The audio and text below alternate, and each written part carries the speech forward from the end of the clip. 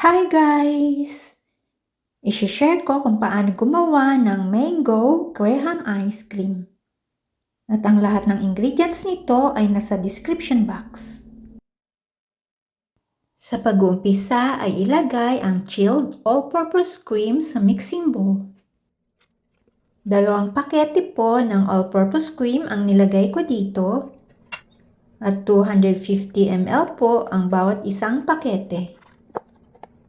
Kung wala kayong all-purpose cream ay pwedeng gumamit ng heavy whipped cream.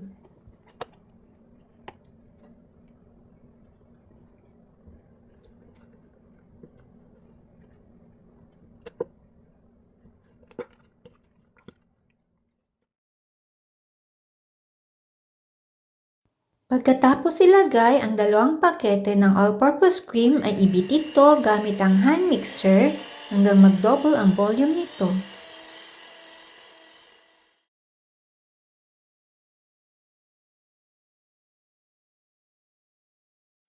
I-scrape muna ang side ng mixing bowl bago ilagay ang mango condensed creamer.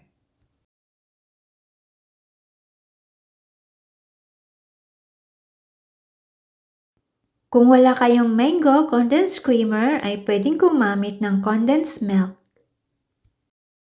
Pag ito po ang nilagay sa mango ice cream, ay mas malasa at mas masarap po ito. Ibit ulit ito ng 2 minuto.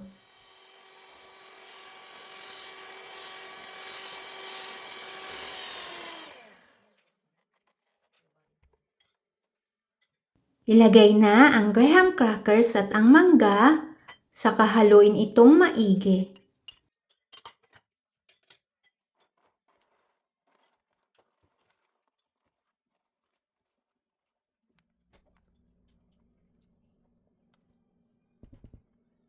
Pagkatapos haluin, ilagay ang mixture sa plastic cup o container.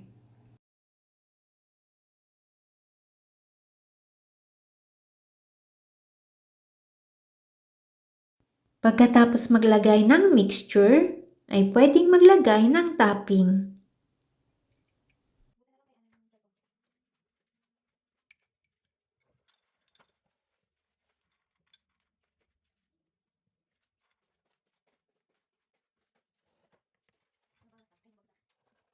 Kung gusto niyo po itong pang-business ay pwedeng maglagay ng maliit na kutsara.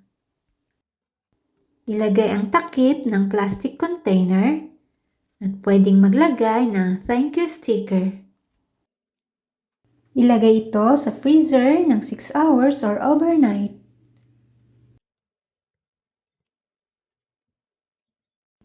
The Lord is all I have, and so in Him I put my hope.